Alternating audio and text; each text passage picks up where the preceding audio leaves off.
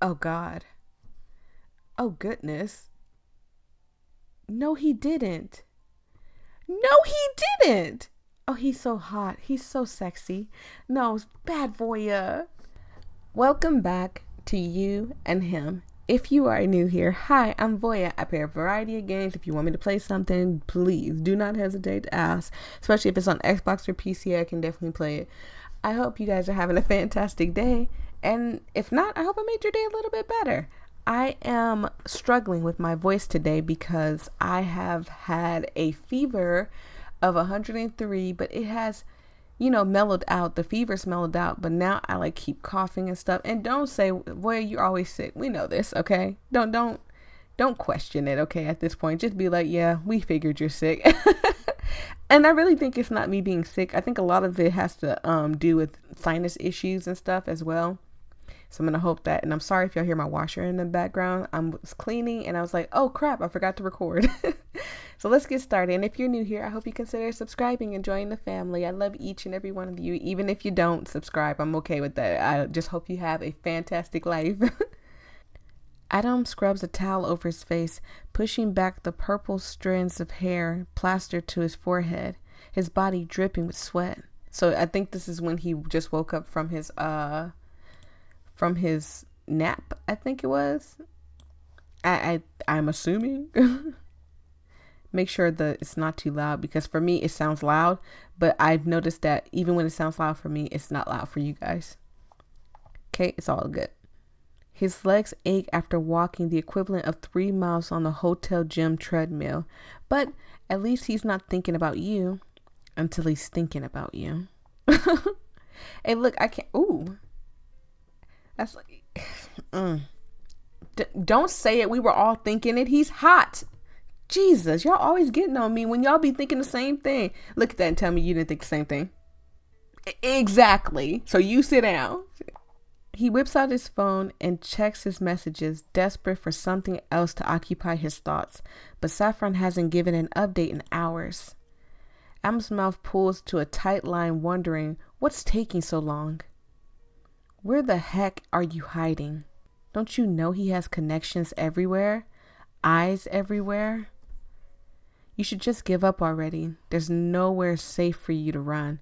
And see, this goes back to what I said in the last episode, that just imagine you're getting chased by your favorite K-pop person, and like they just walk in and be like, yeah, I got connections in the hospital. I got connections at the bars and stuff. People love me and stuff.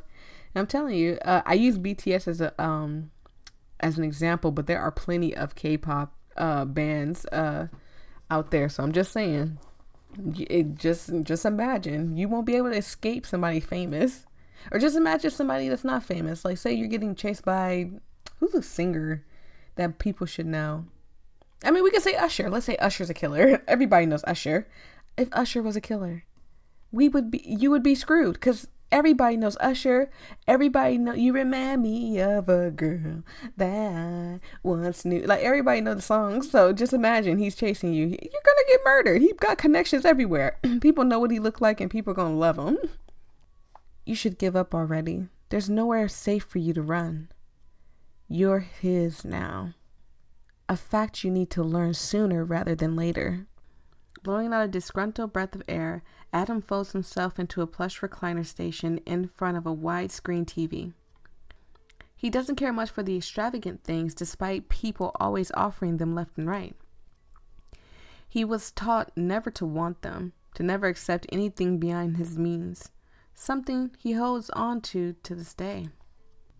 On screen, a news outlet discussed the devastation his fans are facing after K-Slay's concert got canceled due to the unforeseen injury Adam received while hiking. Not an entire lie. Technically, he was hitchhiking, and his latest target became more than he bargained for. A tidbit the general public will never know or learn if he has anything to say about it. Turning his attention back to his phone, he clicks on the messages he received the other night from an unknown number that sits just below Saffron's number. The one that tells him who to kill and where. Oh, so somebody put a hit out on you, not you watching. You guys, the name of it is You and Him, okay? Don't act like y'all don't. Anyways, the target put a hit out on the main character. So who could have possibly done that and why? That's crazy. Your name is listed alongside your place of residency as well as your job occupation. Oh boy. Why did they blush? Adam swallows thickly. He never realized they actually provide a link to your profile. Oh no, she's an OnlyFanser, isn't she? His finger hovers over it, heart beating a mile a minute.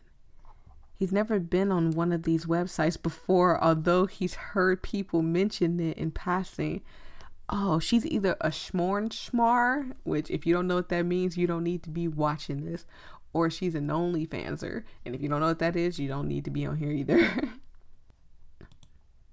Quite a few people have tried to start a petition for him to join, to which he declined and publicly stated his discomfort.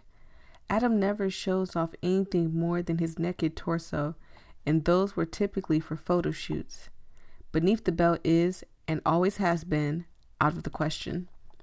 His eyes dart back up to your name, and before he can stop himself, he clicks on the link. He's brought immediately to the page, which offers a little bio that describes who you are and the specifics of what you offer. Yours doesn't give much away other than the fact that you do scantily clad cosplays. So basically, like partial nudity, barely clothed cosplays, basically. And where to find your other socials. Thousands of people follow your account, a fact that, for some reason, gets under his skin and eats away at him. He pushes away the feeling, trying to investigate with a clear mind rather than letting what he discovered feeds any emotions.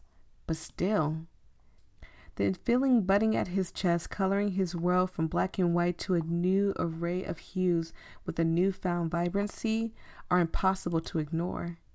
They burn like lit coals in his chest as he sees the ratings listed on top of your page. Oh my goodness, this is...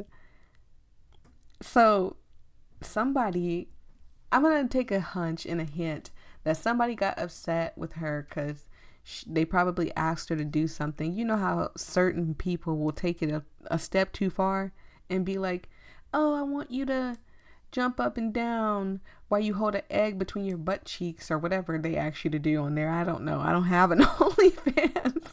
But they'll actually do some crazy stuff and you're just like, does it list on the website what I do and what I'm comfortable with doing, and I'm not comfortable with doing this stuff, so please don't ask me to do it anymore. And you don't have to be rude to them, but they will get real crazy with you and do stuff like this. Now she's got a hot killer, and by the way, hot killer chasing her now. That's crazy. And there are a lot of them, all 5-star reviews, all salivating over the custom service you gave them, all interested in what lies underneath those clothes of yours. And you aren't even bothered by the fact. Maybe you like it. Oh, Adam. It's like, is it making you mad because you want her? Or is it making you mad because you just think she's some manipulative be on OnlyFans? Because that's a shame on you, Adam. Shame on you. Without thinking and too absorbed in his thoughts, he scrolls downwards until he lands on your videos. Oh God. Girl, you got this man blushing. I'm sorry, y'all. I'm losing my voice too, so bear with me. He almost snaps his phone in freaking half. The video he lands on gives him a little preview of what the content contains, which is you lying on a bed modeling a very revealing cosplay that leaves little to the imagination. It's like you're mocking him with your eyes, taunting him and his newfound hunger by beckoning him forward, similar to how you did in his dreams. Oh my God, Adam, relax. It's not us doing that. He squirms in his seat as you lick your lips.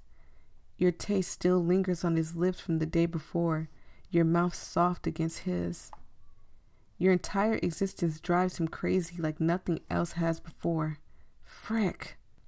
His pants, despite the fact that they're jogger pants, just got a lot tighter. That's crazy. Let me see. Oh, well, okay, if they're not going to show, shut up. Don't start judging me. Y'all was already getting ready to judge me. Adam puts his phone down, almost slamming it onto the nightstand. He feels so freaking perverted and disgusted with himself. Why did he do that just now? He shouldn't have looked.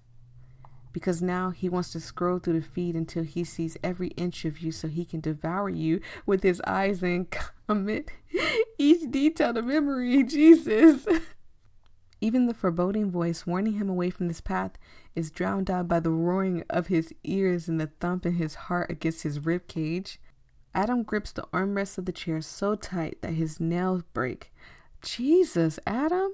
Because he's afraid if he moves an inch, he's going to reach for his phone again, watch every single one of the videos, and it chimes once. A text. Adam is picking up his phone, only looking at the notification on the lock screen. Saffron's name pops up, and the preview message is just 2 simple words. Found them. So this is probably around the time when he met us at the gas station, and this is why I didn't fall for it. Park Bend, Arizona, 11:15 a.m. You arrive at an old rundown trailer park, pulling onto the dirt drive that leads to a section of mobile homes clustered together as if gathered for congregation. Okay. Wood slats meant to serve as fencing offer a piss-poor attempt at separating them and providing some form of privacy for the local residents. A few people chattered in the middle of the road and ignore you while you're forced to navigate around them. You almost take out a portion of the aforementioned fence, which garners a visceral reaction from one of the men standing in the road. He shouts profanities after you and whacks the bumper of your car with his steel-toed boots before you can drive away. Okay, sir, you're in the middle of the road, relax. A cute little welcome back to the neighborhood present, all in the form of a new dent. How lucky. You just can't wait to beg your aunt to stay. White knuckles gripping the steering wheels, you follow the rocky road, right up until it comes across a double wide trailer painted tan with a slightly darker trim. The lawn is freshly trimmed. There's a lovely cactus garden growing, and that's not your stop. So I guess she just took it upon herself to not just sleep in her car, but I guess after meeting Saffron or something, whatever, after meeting his manager, she was probably like, it's probably not safe to go home, especially because she's a schmoly schmans. I don't want to say the word too many times because I don't want to get this demonetized, but yeah, it's basically she took the better chance to go back to her aunt. But now they got guns and she's got a place to stay. Take the guns back and go and stay with your auntie. Nope. It's a teeny tiny trailer sitting next to the double wide where looking flamingos dapple the lawn in splashes of neon pink. Your new possible home. The teeny tiny trailer, not the double wide. Again, you're oh so lucky. You really should start playing the lottery. Putting your car into park right next to the potted plants that were brown and withered, Jesus. You stepped out and noticed one of the blinds shifting as though someone bent to peer out of it, only to quickly pull away. You head for the front door, actively avoiding the middle steps of the porch, which remains unfixed after it caved in 2 years back. Excuse me. Sorry. You raise your hand to knock, but it opens before you can. A hand reaches out from the darkness and latches on to your wrist, causing your memories of Adam doing the exact same thing to you to come flooding back in a rush of panic and fear. He can't be here. He can't. Before you can open your mouth to even scream, the hand yanks you inside, another clamping over your lips as the door clicks shut. Your pulse palpitates in fear as you try struggling out of your captor's hold. Bite! Are you crazy? We don't know who this is. Survival instincts kick in and you chomp down on the hand covering your mouth. There's a shriek before you're shoved to the ground, your elbow banging painfully against the floor. Above you stands a tall, disheveled figure veiled by darkness. They nurse their hand, cursing underneath their breath as they inspect the bite mark you left. The voice is distinctly female. It's our auntie. Aunt Ruth? What the hell you do that for? Yep, that's Aunt Ruth, all right. I thought you were someone else. Who else would I be? No one else lives here, you stupid brat. You turn and you hear the deadbolt lock into place, followed by a rapid succession of 4 more clicks coming soon after. Oh, so she got like 6 locks. That's good. I mean, judging on from what she said about where she stayed, that's probably a good thing. When did she get all those extra locks? There was only 1 the last time you checked. Shh. Spittles fly from her lips as she hushes you, and your mouth clamps shut with a resounding snap of your teeth. You watch as your aunt presses her ear against the door, quieting her breathing like she's afraid someone will overhear. There's only 2 possible reasons for this. Either the problematic neighbors are drawing penises on her flamingos again. That's messed up. Or something really sketchy is going on. That's so messed up. No puns intended. When Ruth finally pulls away from the door, she breathes a dramatic sigh of relief, full of pressing a hand on her chest and thanking God, as if you're not standing there witnessing the whole debacle. Before you can comment on the erratic behavior, your aunt turns to you with her arms crossed over her chest, clicking her tongue. Now tell me why you're here. Great. Now we got an evil aunt. Wonderful. Of course, we all love our evil aunts. I don't like my aunts at all. When you don't answer fast enough for her liking, she sneers. What? Did your uncle demand you take something else from me? Sorry to disappoint you two, but I have nothing left to give. I'm not here because of him. I'm here because my living situation has gotten a bit complicated and I need a place to stay while I sort things out. Your aunt's eyes narrow, or at least you imagine that they do, considering that you can't see due to the distinctive lack of lighting. So she's just sitting in the dark waiting for people to come after her? Okay. But you know your aunt changed in expression due to the disturbance in the air, a slight shift in the winds. You're trained long and hard to read situations like this, guided by your Getty ancestors, okay? Okay, Star Wars jokes aside, you just know her by now. Ah, so you're only visiting because you want something from me. Why am I not surprised? The comment irks you. Who are you delivering those guns for again? Certainly not yourself. The road trip from hell is the entire reason you're in this mess with Adam in the first place. Right. Like, we're doing y'all a favor because y'all got a messy breakup. Like, it's not for me. And another thing, I hate your shirt. Just because you're so mean. Your shirt looks uglier on you. It would look better on somebody else. If you never cross paths, and it's not like you want a room with her, but you've got nowhere else to go. Not when you discover your worst fear a couple of hours earlier. Heck yeah, like she act like we want to stay with her. Jesus, relax. Park Bend, Arizona, 9:15 a.m., aka 2 hours early. After repairing your shoulder and taking a quick power nap in the front seat of your car, you find yourself sandwiched between booths at Byers Bar and Grill, nursing a glass of water with an empty plate in front of you. You were drawn in by the warm smells and advertisement of cheap food. Searching your car for pocket change, you managed to scrounge up just enough in order to get something decent and moderately filling. Well, at least you had some change.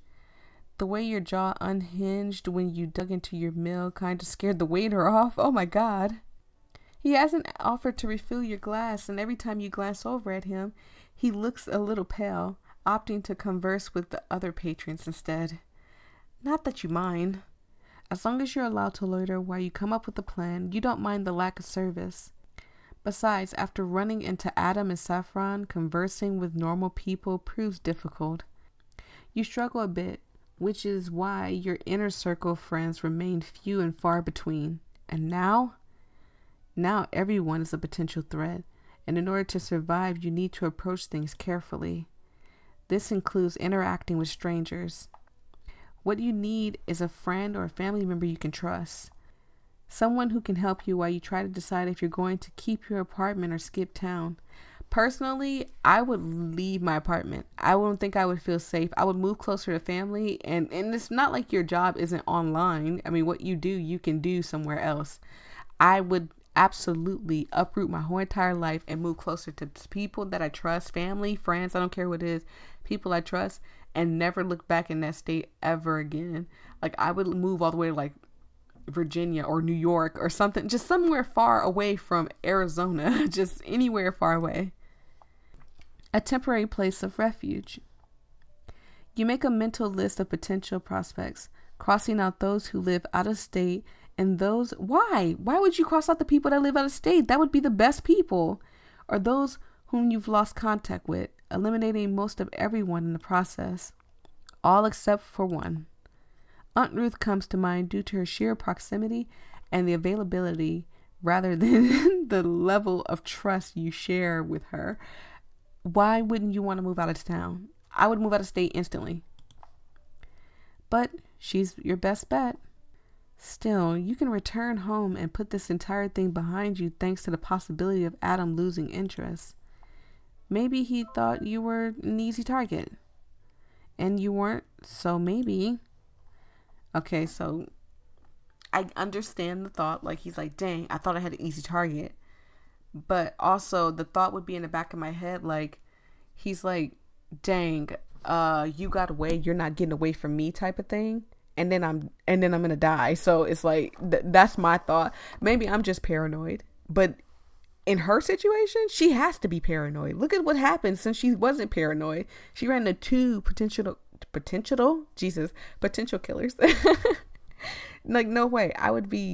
Everybody cannot be trusted. I'm telling you, side eye, for real. A drunken shout draws your attention towards the front of the bar, where the older gentleman waves a busted TV remote in the air. Batteries. Get me freaking batteries. I'm gonna miss the game because of this stupid celebrity bullshit. The words slur together in a tangled mess. When the bartender ignores him, the man leans across the counter and tries yanking at the man's pants. The bartender rolls his eyes and he cleans the glass with his white dish towel and simply steps away. We've been over this, Jamie. Please don't make me call the police on you again. The drunk man, or Jamie as the bartender calls him, slumps back into his seat and grumbles as he chucks the remote onto the bar. He folds his arms over his chest like a spoiled child who just got told he couldn't have dessert before dinner. Your eyes glide up towards the TV when you see the channel the TV stuck on, when your entire body goes rigid. Oh no, Adam. Oh God, I knew it. He's on TV and stuff like, oh, I'm so hurt. Or maybe he's like lying to him, oh, I lost my girlfriend and stuff, trying to get the whole world to look for her. That would be so sucky. Oh God. Oh goodness. No, he didn't. No, he didn't. Oh, he's so hot. He's so sexy. No, it's bad Voyia. On the screen, the cameras capture close-up shots of Adam's signature purple hair to his iconic earring before finally landing on his face. He beams at the camera with the same exact smile he wore moments before he plunged the knife into your shoulder, a wolf in sheep's clothing. He really knows how to blend in, huh? Your nails dig into the meat of your thigh, wishing you could expose his true identity when the camera switches over to the interviewer who already wears a smile of her own. She introduces herself as Lawrence D. Tavano and excludes practiced confidence that one can only develop after years of working with A-list celebrities. Oh man, I hope she's not on his list. Today we're here with Adam Grattan, composer and lead vocalist of Cake. God. This is just so, I can understand how she feels. Like, why are you on TV while I'm sitting here terrified for my life? You probably got the world looking for me right now. Oh man, that would make me so mad. She turns to him and straightens her stack of laminated cards on her knees. Now, Adam, I heard about the incident and want to make sure you can handle doing this interview. Don't worry for rescheduling and just be honest with me. How are you feeling? Your stomach plummets at the mention of the accident. An interview from today? Sure enough, there's a slight bulge underneath his shirt, right above his hip bone, where she stabbed him. Clear-cut evidence that he's made his way off the highway with the scars to prove it. Part of you wishes he bled out on the asphalt, but you knew the blade didn't go deep enough to cause irreversible damage. You meant to maim, not kill, unlike a certain someone. And now here that certain someone is, continuing on with his life while you're loitering in an 18 and up bar, out of fear. This would make me so mad. What complete and utter bullshit. I'm great, Lawrence, happy to be here. My injuries are pretty shallow and we're just taking extra precautions to ensure my recovery goes smoothly.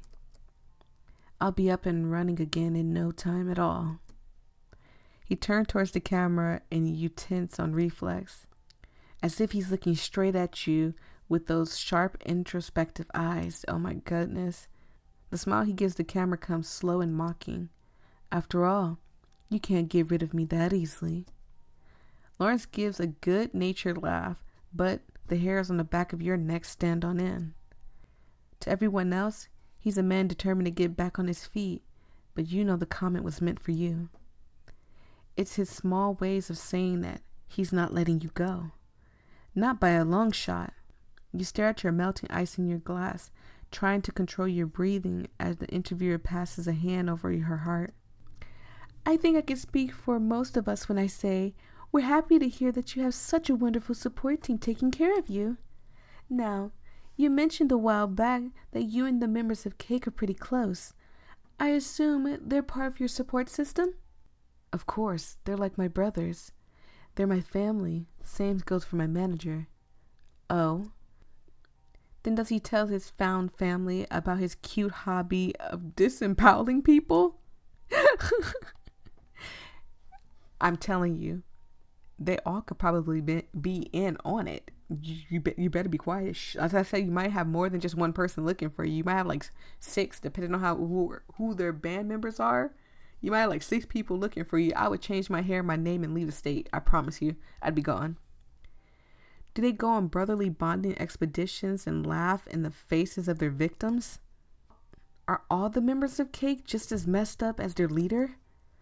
Or a better question yet, are they all looking for you, the lamb who managed to escape the slaughter? Panic rises in your throat. You pinch the bridge of your nose, close your eyes, and breathe deep as you hear the soft coos of the audience. You can't let him get the best of you. You'll get through this. And besides, what are the odds the rest of his band members know and participate in what he does? I think they meant band. I hope they meant band, not hand members. The chances are slim. You're okay. You're safe. He's probably the only person looking for you right now, and he's busy on live TV. You're fine. You glare back up at the screen with a newfound determination, and Lawrence smiles, her severed features softened by the expressions. I can tell you and... I'm sorry, what was your manager's name again? Saffron. Sorry, you guys, I had to cough. Adam leans back in his seat, crossing one long leg over the other, wearing the most radiant smile as he looks at the camera. Saffron Albridge. Wow. Like I said, they know each other and that's scary. Your heart stops for a moment. He did not just say Saffron. Not the same Saffron you ran into hours earlier. There's no freaking way he found you that easily. But your gut tells you that he did. And now Saffron cards burn a hole through your pocket. Unable to ignore the facts any longer, you withdraw your wallet from your pocket with shaky fingers and pluck out the business card given to you hours earlier. Sure enough, embossed in white ink, Saffron's full name stares back at you. Saffron Albridge. Saffron Albridge, who works with Adam's band. Saffron Albridge, who licked your blood off his fingers like it was Gamer Gal bathwater. The same man who ran into you at the gas station, which is only a 10-minute drive from here. That's Saffron Albridge. He knows what your car looks like and your license plate numbers. He saw you get in and watched you drive away. You thought it was odd that he didn't follow you. You were prepared for that because you thought he was just another creep. But now, you stand up so sharply you almost knock the table over as you frantically scramble out of the booth. This is bad, really bad. There's no doubt that the meeting with Saffron wasn't just a big coincidence. He was probably patrolling the entire area looking for you, and bada bing, he found you within 24 hours. You can only surmise one reason he didn't come after you. It's because he's saving you for Adam. And once Adam finds out the area you've hidden yourself in, he's going to come for you. And not the sexy kind of come either. You need to leave and get to your aunties now. Oh my God. This game catches me off guard. Sometimes it makes me laugh. You almost steamroll past the waiter carrying a large platter and apologize over your shoulder as you hurry out the front doors. A voice calls out to you, but you ignore it, too occupied with getting the heck out of Dodge. Oh no, she might have left her. This is why, I would have stopped, and if he had asked for the payment, I'd be like, the payment's on the table, I have to go, I'm in a rush, or something like that. But you wait because he might have hey, you forgot your purse. Your purse. What if you run out of gas? And then you're really in trouble. The Arizona heat almost knocks you off your feet for a second time today, but you power through as you race towards the car and hop inside. The waiter who calls after you is frantically waving his hand over his head. You rev your engine and peel out in the parking lot, not even paying attention to the waiter and what he holds in his hand. Okay, I'm gonna have to stop it right there. Don't want this to get too long, not because it's a bad thing that's long, but because, computer be acting up and stuff. But thank you guys so much. I hope you guys are having a fantastic day. And yeah, I'm gonna go give my throat a little relaxation because I'm losing my voice and stuff. Peace and love. I hope you guys have a fantastic day. Bye.